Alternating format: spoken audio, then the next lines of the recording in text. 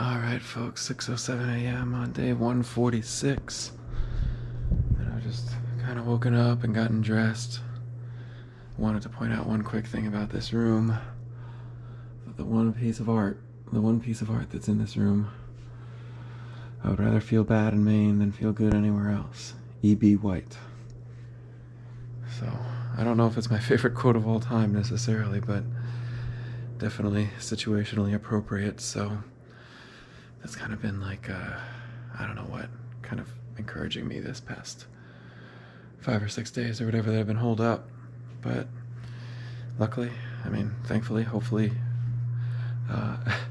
today's gonna be the last day, so, or I should say today's gonna be the first day. Yesterday was the last day, so we're gonna get back on trail today. And that's gonna be great. Hopefully that's gonna be great. If I'm being perfectly honest, I'm still a little bit nervous about the hand, about hiking 170 miles with 2 broken bones in my left hand. But, better than hiking for 170 miles with two broken bones in your left foot or something, so we'll see how we go. Anyways, it is a good news day. I am excited to get back on track, and I should be keeping that forefront in mind, so gonna kind of finish doting around up here and packing stuff up, and then we'll get downstairs, get some breakfast, and get back to it. Check in with you later. All right, folks. So there's Justin back there. Just dropped me off. It's 8:48 in the morning. Had a good little breakfast back at the hostel. Last one of those for a while. If everything goes according to plan, I should have a very good breakfast tomorrow, but we'll kind of see.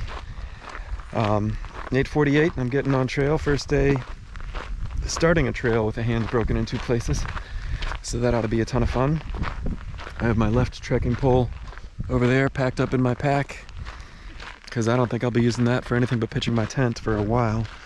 So just gonna go out with the one trekking pole, the right hand trekking pole, and, kind of hope for the best with that. Plan for the today, definitely it was sprinkling a little bit on the drive in, and there's definitely a threat of rain kind of all day. Definitely kind of a dreary day looking so far, dreary looking day so far. But the plan for the day is going to be 16 and a half or so to get down to Pierce Pond or something. I think there's a shelter there. There's also like a bit of a camp or something where you can pay $40 and get a cabin and a shower and stuff. Honestly, this whole next week and a half, I am pretty far beyond trying to project how it's going to go. We'll just kind of have to see. Every day is going to be a new adventure, at least for the first few days until we that's pretty cool, until we figure out how my progress is going to fare. So better a broken hand than a broken foot, but best case scenario is nothing broken at all, so we'll see. All right, well, I'm going to go ahead and get hiking, and I'm happy to be back out here, that's for sure. A little nervous and definitely happy, so all right, I'll check back later. Have a good one.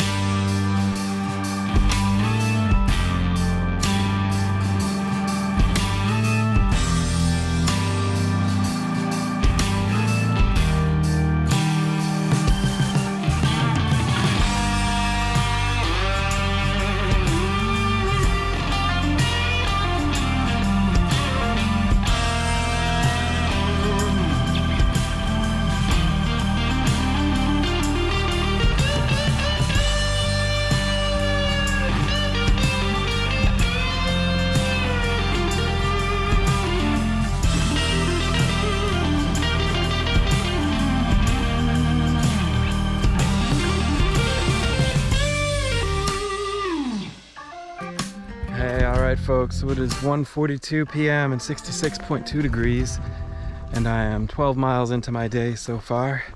So I think I have about 4 miles left to get to where I'm going. So far it's been a pretty decent day. I mean, not at all a ton of elevation whatsoever. The trail has been more or less accommodating, something like this most of the time. So, you know, a healthy mix of roots, rocks, and dirt, as you know, as you might expect.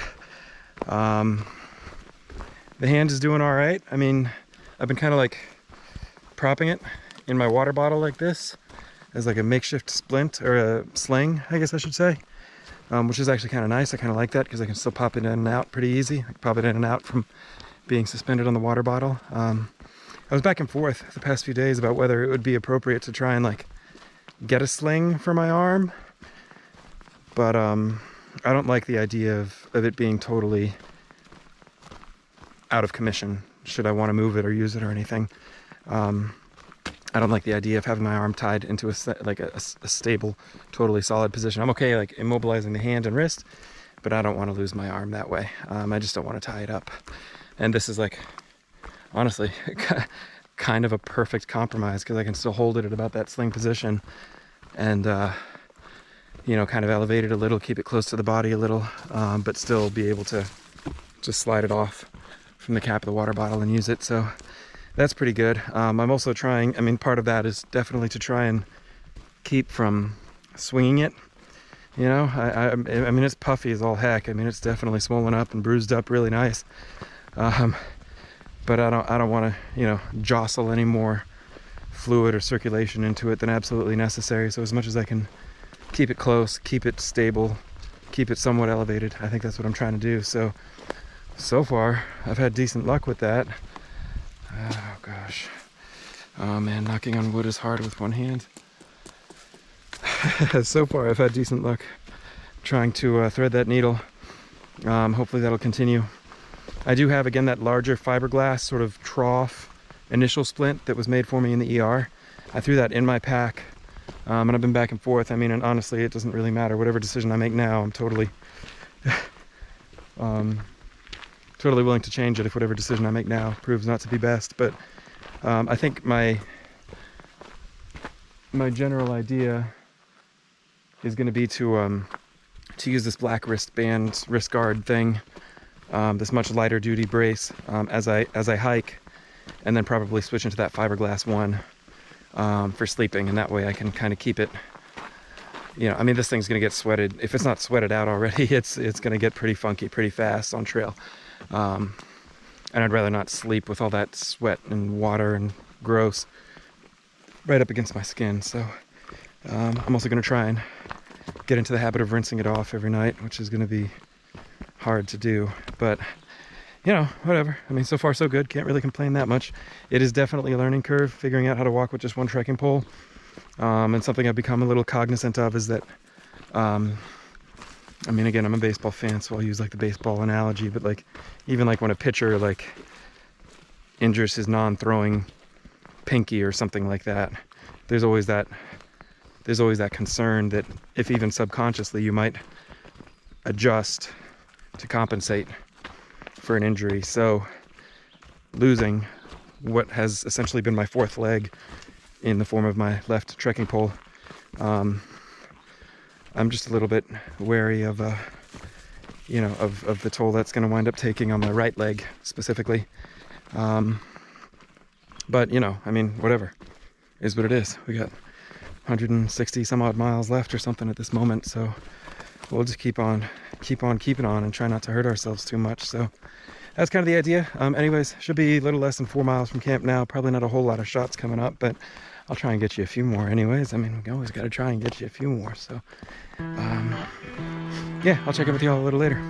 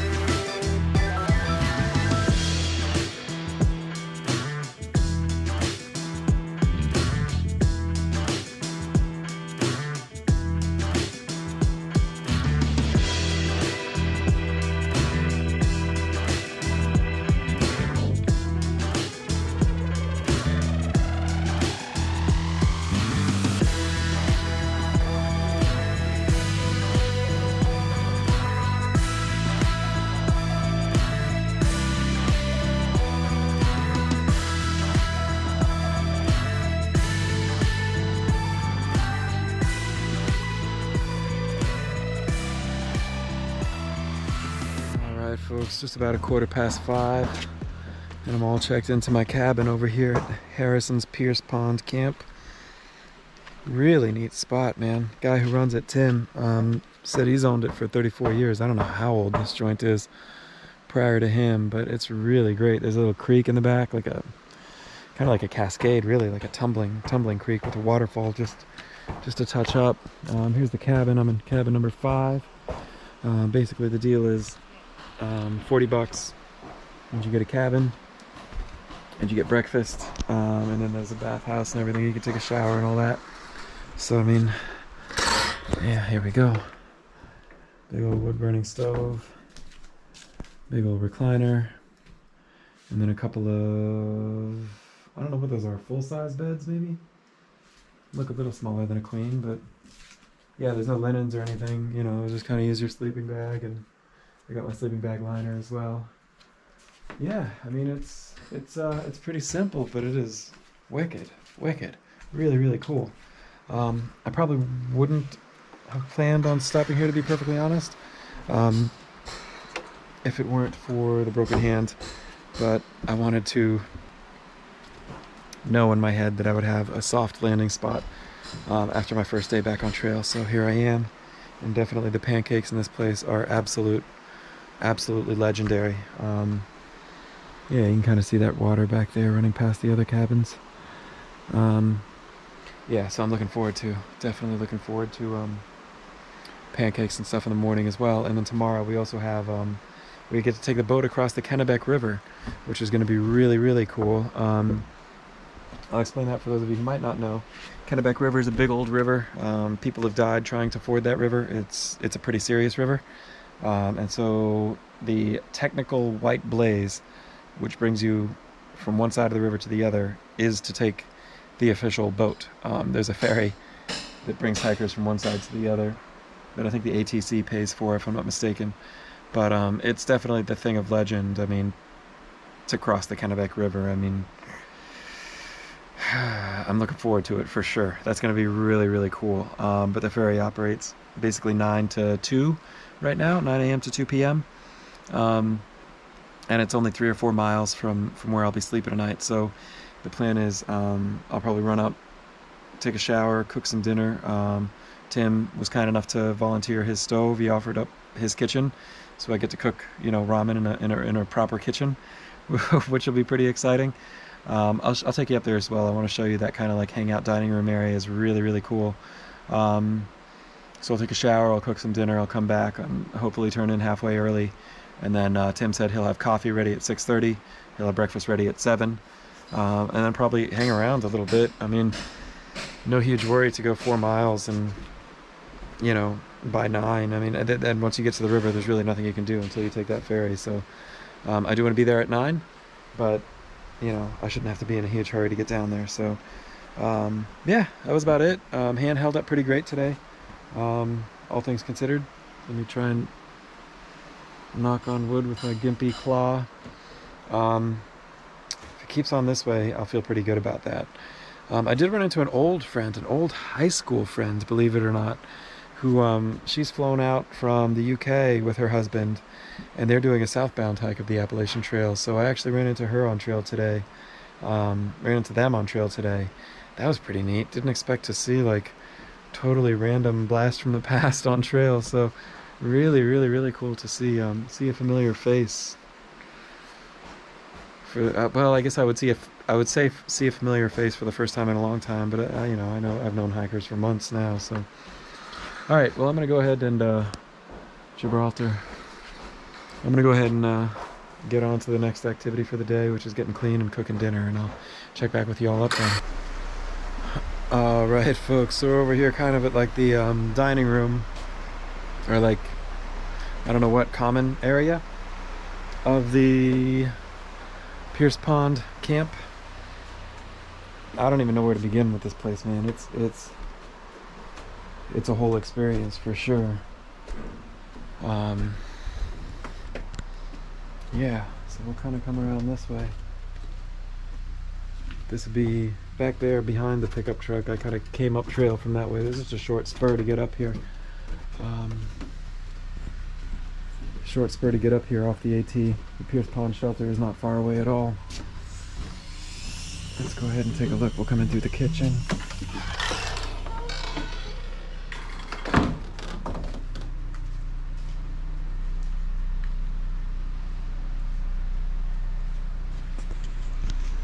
And then out here is the dining room.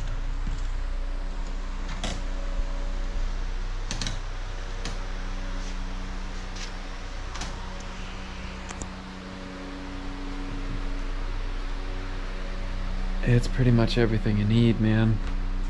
Here's the hummingbird feeders. I got some videos of the hummingbirds I'm gonna try and do in slow-mo. So that's pretty neat. Definitely a cool spot. This next room's a little dark. I'm not sure if there's a light switch I can turn on or not. Kind of like a little lounge area. Hopefully this is coming out.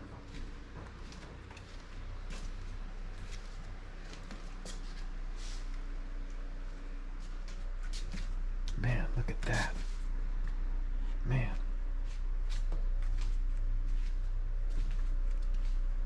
Foosball, billiards. Looks like an old dog sled hanging off the ceiling or something.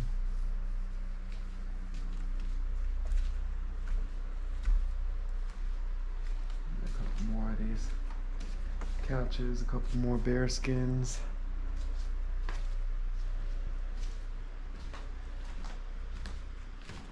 Sorry, big brother. And then check out this moose head, man. Let me come next to it. Hopefully you can get some scale, man. That is a big animal. Big animal. Here's the AT map. And I am right next to Caratonk, Maine. Yep, not too much longer left to go. So that's that. And this is where breakfast will be. Well, shoot, I guess this is where my dinner will be too, once I cook it. We'll check out the bathhouse together too.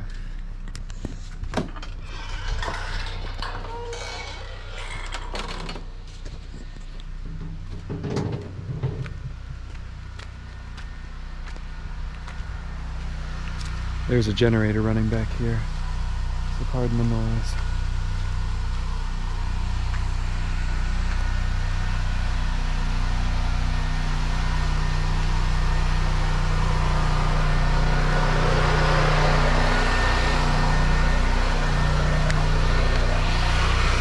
I'm gonna hide the camera and make sure if there's anyone in here. Yeah. Looks like just a single-use situation, so toilet, heater, sink, and a stand-up shower, so sorry that's so dark, but hey, I'm gonna go ahead and utilize